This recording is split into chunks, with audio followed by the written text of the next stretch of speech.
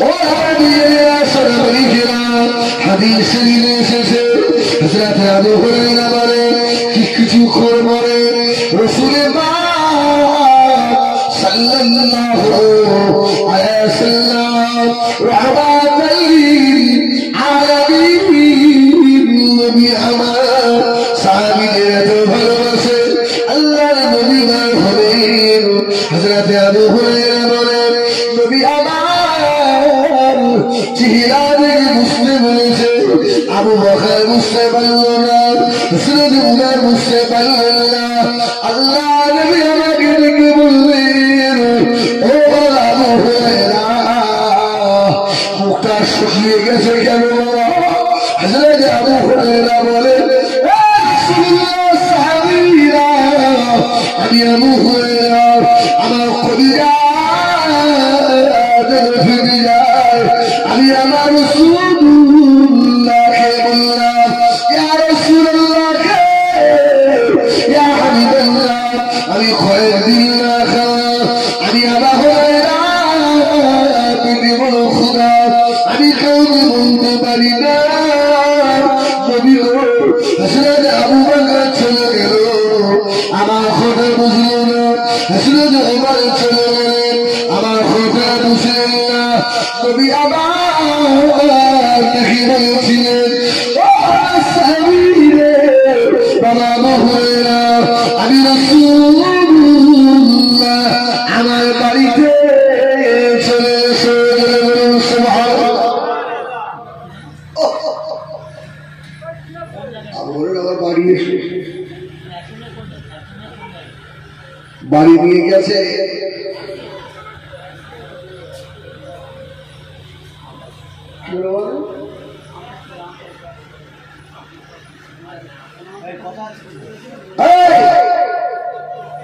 বাড়ি নিয়ে গেছে এমন একজন মানুষ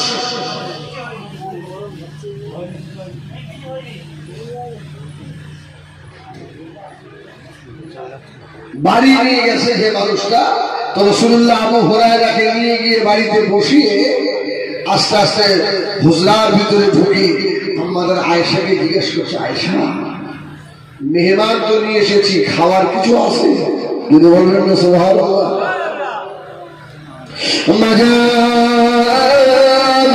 হযরত আয়েশা সিদ্দিকা রাদিয়াল্লাহু তাআলা আনহা ওই সবাই জবাব দিয়েছিলেন ইয়া রাসূলুল্লাহ ইয়া হাবিবাল্লাহ বাড়িতে আরো কিছু খানা নবী গো একজন মেয়ে ছেলে এসে আমি আয়েশা আমার কাছে কিছু হাদিয়া দিয়ে গিয়েছে সুবহানাল্লাহ হাদিয়াটা কি বললো এক পেয়ালা দুধ সুবহানাল্লাহ রাসূল বললেন এ আবু হুরায়রা চলে যাও মদিনায় আমার যে মাদ্রাসা রয়েছে আহলে সুফা বলে আর আসহাবে সুফা বলে আমার মাদ্রাসার ছাত্রগুলোকে সব ডেকে নিয়ে এসো জোরে বলুন সুবহানাল্লাহ এই হযরত আবু হুরায়রা শুনলেন যে বাড়িতে হাদিয়ার কি আছে এক পেয়ালা দুধ যে রাসূল বললেন আবু হুরায়রা আমার মাদ্রাসার সব ছাত্রগুলোকে ডেকে নিয়ে এসো 70 থেকে 80 জন সাহাবী সব সাহাবীরা এসে আল্লাহ রাসূলের ঘরে দরজার সম্মুখে চুপ করে বসে আছে জোরে বলুন সুবহানাল্লাহ আচ্ছা একটু ভাবেন দিন ওই সময়টা কেমন সময় ছিল রাসূল সাহাবীদের ডাকলেন আর সব সাহাবীরা এসে আমার রাসূলুল্লাহ হুজরার সম্মুখে জোরে বলবেন না সুবহানাল্লাহ সব চুপচাপ বসে গেছে নবী আমার দিন দুনিয়ার মাদ্রাসা হাবিবুল্লাহ মুহাম্মদুর রাসূলুল্লাহ সাল্লাল্লাহু আলাইহি ওয়াসাল্লাম নবী আমার হযরত আবু হুরায়রা কাছে ওই দুধের পেয়ালাটা দিলেন ও সাহাবীরা বাবা আবু হুরায়রা আমি রাসূলুল্লাহ বললেন এই দুধ দিয়ে আমার সাহাবী সুফা সমস্ত সাহাবীদের খেতে দাও সুবহানাল্লাহ আবু হুরায়রা বলছে সর্বনাশ রাসূলুল্লাহ আমাকে দাওয়াত দিয়ে নিয়ে মাত্র এক পেয়ালা দুধ, এ তো এক চুমুক দিলে আমি শেষ করে ফেলবো। এতগুলো মানুষকে রাসূলুল্লাহ খাওয়াতে বললেন, কিন্তু আবু হুরায়রার সাহস নেই আমার নবী পাকের সম্পর্কে কিছু বলার। সুবহানাল্লাহ। চুপচাপ আবু হুরায়রা দুধের পেয়ালাটা নিয়ে আস্তে আস্তে সব সাহাবীদের মুখে ধরতে বলে, যতক্ষণ ক্ষুধা না মেটে অতক্ষণ পান করো। সুবহানাল্লাহ বলে এক একজন সাহাবী উদর ভর্তি করে দুধ পান করেছে। দুধের পেয়ালা থেকে এক ফোঁটা দুধ কমেনি। যদি বলবেন না সুবহানাল্লাহ। আবু হুরায়রা অবাক যে এক পেয়ালা হাদিয়া মানুষ খেলে এটা কমলো নি। أسند أبو هريرة رضي الله عنه ويرضي بلادي سنين نبي أمان أسند أبو هريرة يقول السامين بابا أبو هريرة إذا يتبدو فانخروا أسند أبو هريرة الله نبي نور مخيبر تكير আল্লাহ নবী আমাদের ও সামিনে আবু হুরায়রা আমার দুধ খরো যাতে আবু হুরায়রা আমার বসা আল্লাহর নবী আমাদের বড় সামি আবু হুরায়রা আমি রাসূলুল্লাহ আমার দুধ খরো যাতে আবু হুরায়রা আমি তো পার করতে লাগলাম আমার ছোট গুরুবর্ণা বলেছে আমি আবু হুরায়রা উদর ভর্তি করে দুধ পান করে দিলাম। তখন দুধ কমে না। আল্লাহর নবী বলেছিলেন ও সাহাবী আবু হুরায়রা আমি রাসূলুল্লাহ এবারে দুধের পেয়ালাটা আমার হাতে দিয়ে দাও। যদি বলেন আমার হাতে আল্লাহ রাসূল বলে আবু হুরায়রা বলেন আমার হাত থেকে রাসূলুল্লাহ দুধের পেয়ালাটা নিলেন। রাসূলুল্লাহ পেট ভরে দুধ পান করলেন। বলে বলুন সুবহানাল্লাহ। দুধ শেষ হয়ে গেল। ও যে বাড়িতে নামাজ আছে, যে বাড়িতে কোরআন তেলাওয়াত আছে, যে বাড়িতে তাহাজ্জুদ আছে, যে বাড়ির মানুষেরা পর্দা বসে রয়েছে গভীর রাত্রে উঠে আল্লাহ পাকের দরবারে হাত তুলে কেঁদে আল্লাহ ওই সব বাড়িতে জীবনে কোনদিন রিজকের অভাব আল্লাহ দেবেন না, রুজির কষ্ট আল্লাহ দেবেন না। যে বাড়িতে গোনা বেশি হয়, সিনা বেশি হয়, যে বাড়িতে যে বাড়িতে সিনা চলে ওই বাড়িতে জীবনে কোনদিন বরকত হয় না।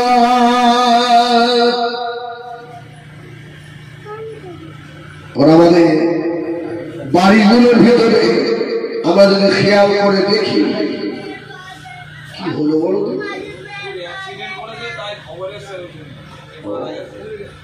এই গ্রামে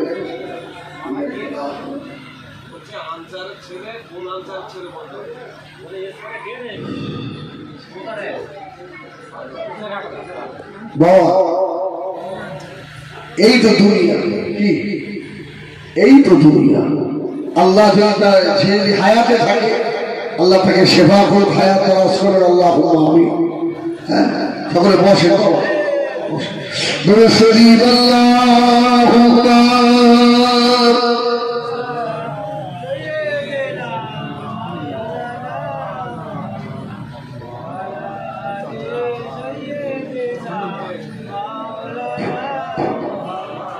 এই জন্য ভেবে কাজ করতে হবে। এই যুবক ছেলে হ্যাঁ এক্ষুনি খবর হলো অ্যাক্সিডেন্ট অবস্থা ভালো নয়, হয়তো নেই, এরকম খবর চলে এলো। ভাই এই খবর আমাদের এমন আসতে পারে না। আমি হেজবুল্লাহ গাড়ি চালিয়ে আমাদের সরে এসেছি, আর আবার যে বাড়িতে যাবো ফিরে এখন জ্ঞান দিতে বলবে, হয়তো কাল সকালে খবর আসবে আমাদের শরীর হয়তো আমার ছেলে আমার ভাইরা ফোন করে বলবে আমার বড় ভাই আপনাদের গ্রামে দাওয়াতে গেছিল ইন্তেকাল হয়ে গেছে, আপনারা যাবেন যে আমাকে আমার মেয়েরা সোনা বাড়ি কেনা এই জন্য গোড়া ছেড়ে দিতে হবে। যে বাড়িতে গোড়া বেশি হয় ওই বাড়িতে বড় রহমতের ফিরেশতা আসে না। যে ব্যক্তিটা বেশি গোড়া করে আল্লাহ তার হায়াত কমিয়ে দেন।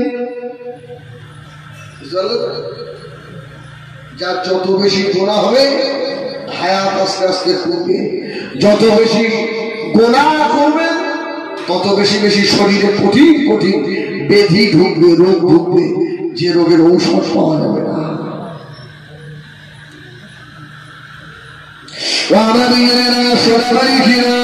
এই জন্য আল্লাহকে ভয় করো, জীবনের ঘোরা খটা বলে বলে আল্লাহ বাফিল করে তওবা করুন।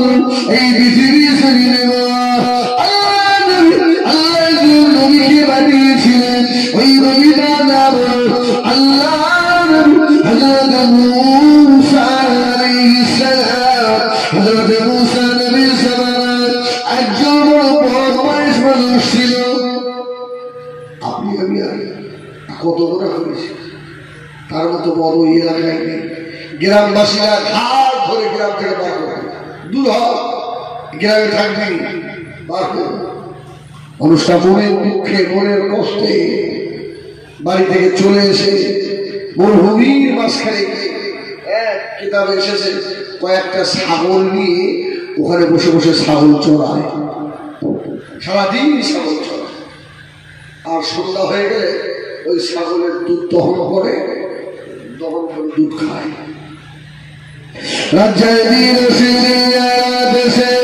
বেশ কিছুদিন এইভাবে চলে গেল।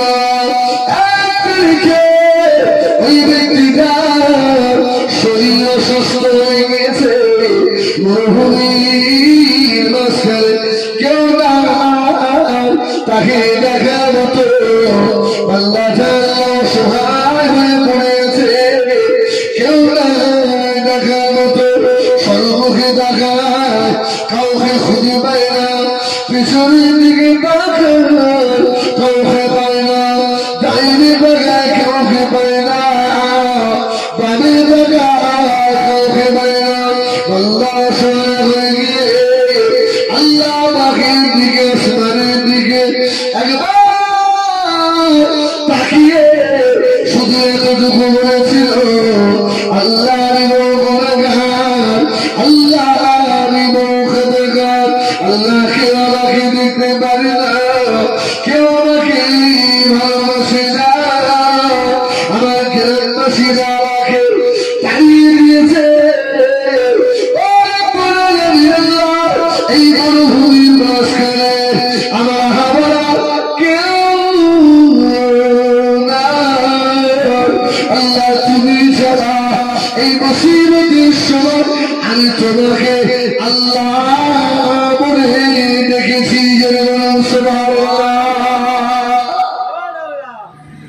ওই সময় আল্লাহ তাকে সাড়া দেবে না, দেবে না? আল্লাহ তাকে তাকে আল্লাহ সাড়া দিলেন।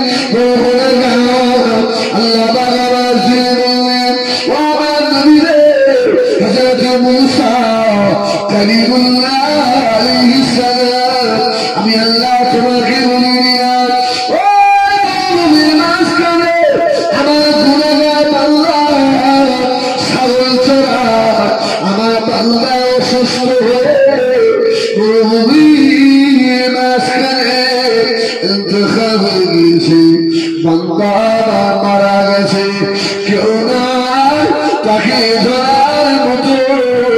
আমি আল্লাহ তোমাকে বলে দিলাম ও আমার নবী মূসা রে, তুমি নিজে চলে যাও, নিজে গিয়ে জানাজার আমাদের ইমামতি করবে। বলুন সুবহানাল্লাহ।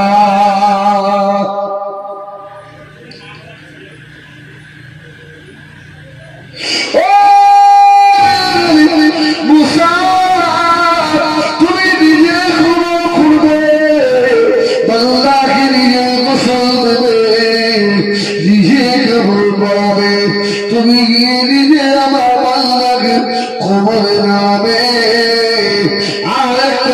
শুনিয়ে ও আমার নবী মুসা রে, এই ছেলের যারা অংশ নেবে তুমি শুনিয়ে দিও, আমি আল্লাহ তার জীবনের যত গুনাহ সব আমি আল্লাহ মাফ করে দেব।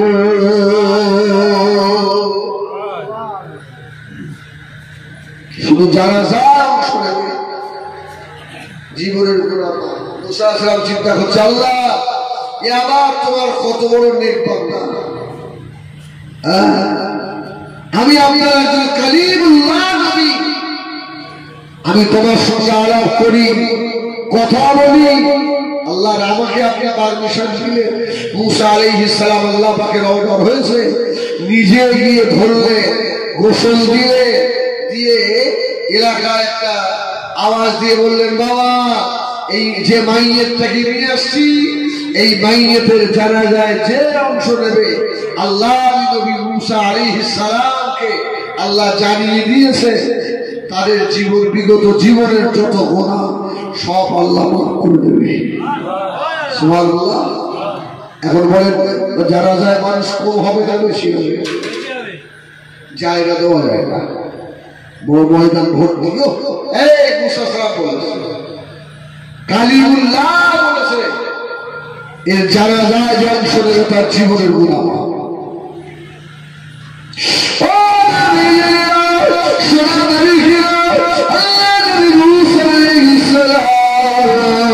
নিজে গোসল দিয়ে মানুষ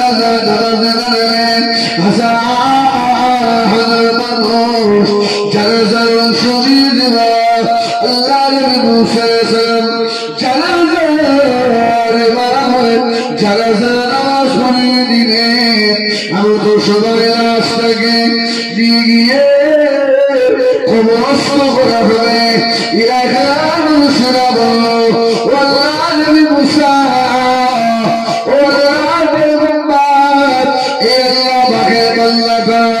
এত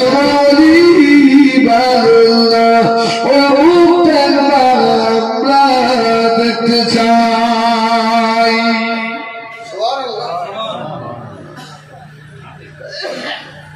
ওর মুখটা একবার আমরা দেখবো।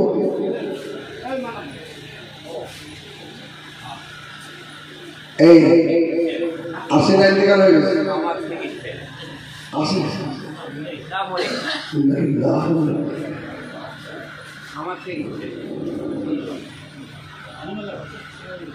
برسول اللهم صل على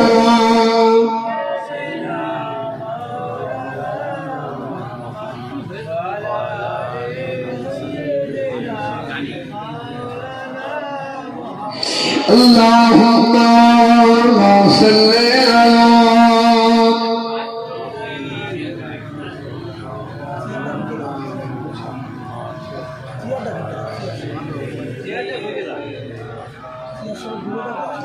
বাদল শৈবারে দিলের নবী মাকরুনা মাকরে দুঃখ ছাড়া সুখ নবীর মিলনার নসিবে একদিন নবী সুখের খানা উদার ভরে খাইলেন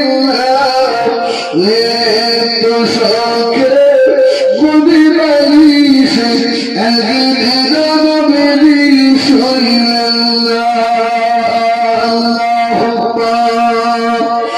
صل على سيدنا مولانا محمد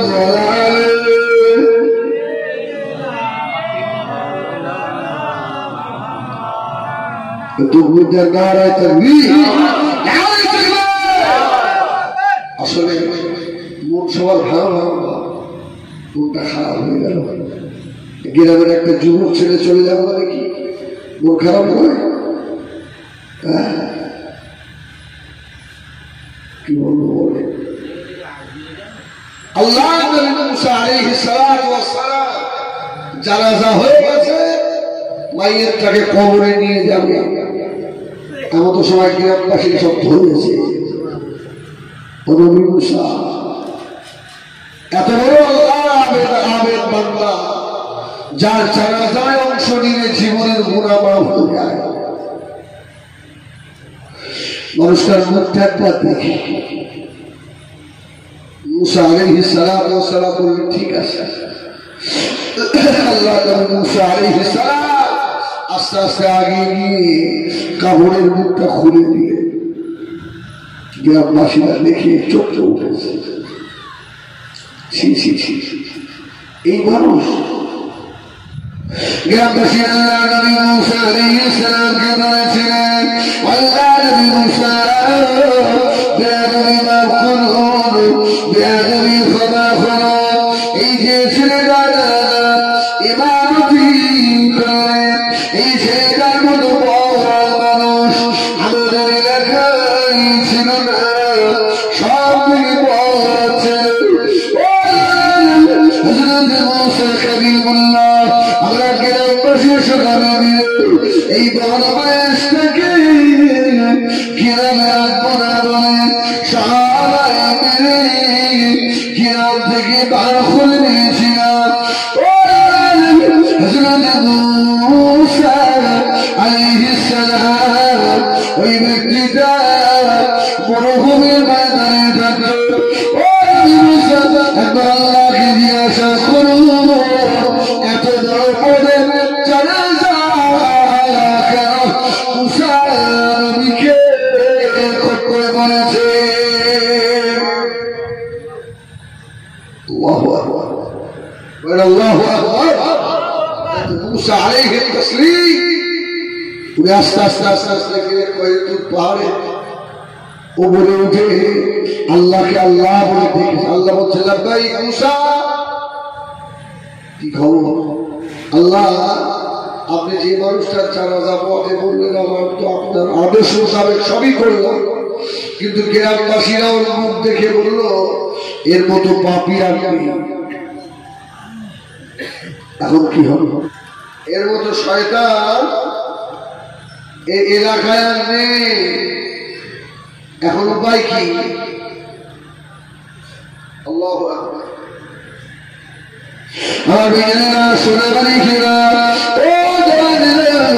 আল্লাহ নবী মুসা আলাইহিস সালামকে আল্লাহ আলামিন ডাকলেন, হযরত মুসা কালিমুল্লাহ আপনি চিন্তা করবেন না, আপনার উম্মতের আপনাকে প্রশ্ন করেছে মুসা সত্যি এলাকায় কেউ ছিল না।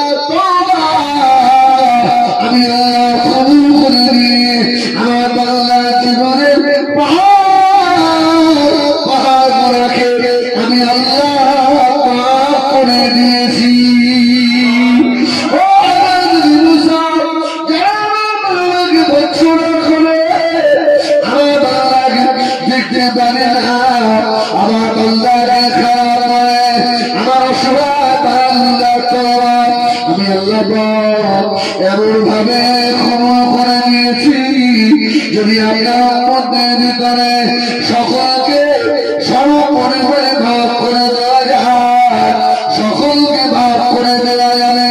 আমি আমার বান্দাকে আমি আল্লাহ আমার রহমতের জান্নাতি করে দিলাম। জোরে বলে না সুবহানাল্লাহ।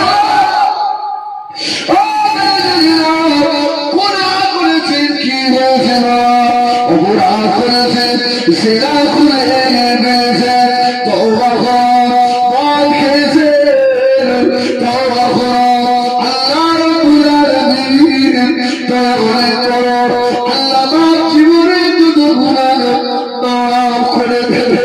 গভীর রাতে উঠে গিয়ে তোমার উঠানে মাঝখানে ফাঁকা জায়গা দাঁড়িয়ে চোখের পানি ছেড়ে নিয়ে কাঁদে আল্লাহ আল্লাহ আল্লাহ কত পাবি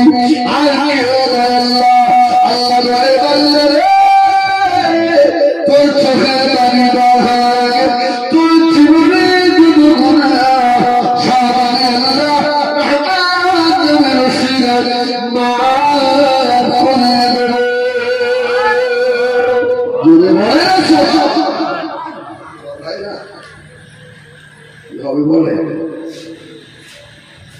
জীবনে বলে কটা দিন আল্লাহর কাছে তওবা করেছে,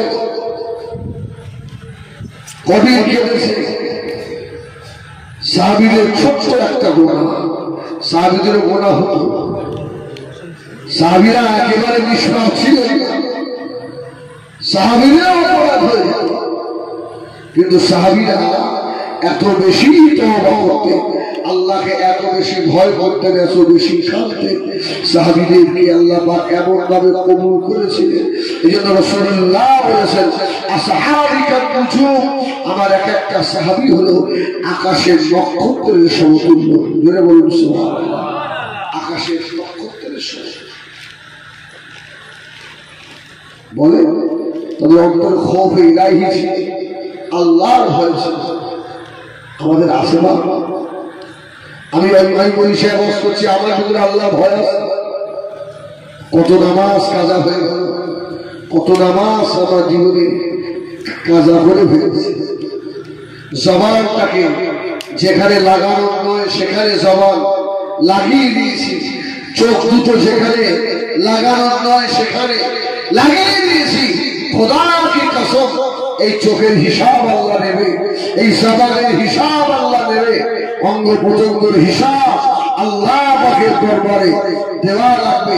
এই জন্য বলি এখন সময় আছে, আল্লাহ আমাদের জন্য সময় রেখেছে, আসেন আল্লাহ দরবারে তওবা করি, বেশি বেশি তওবা। রাসূল সাল্লাল্লাহু আলাইহি আল্লাহ বেগুনাহ করা সত্ত্বেও আমার রাসূল 70 বার করে তওবা করতেন। জোরে বলুন সুবহানাল্লাহ। প্রত্যেক নামাজের শেষে আমার রাসূলের নিয়ম ছিল সালাত ঘুরিয়ে আমার মেয়ে বলতেন আস্তাগফিরুল্লাহ আস্তাগফিরুল্লাহ।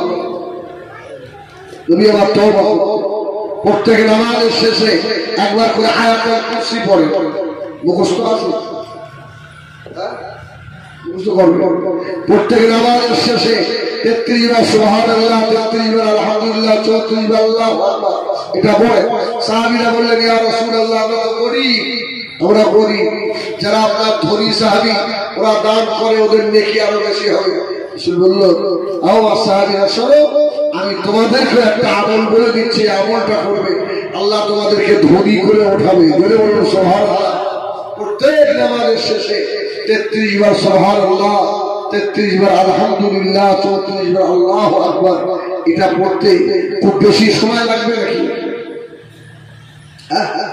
অল্প সময় হয়ে যায়, অল্প সময়।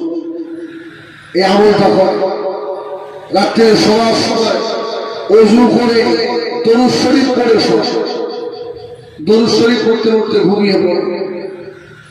বড় আমার ভাই আল্লাহ নবী দিন দুনিয়া বাদশাহ জনাবে মুহাম্মদুর রাসূলুল্লাহ সাল্লাল্লাহু আলাইহি ওয়াসাল্লাম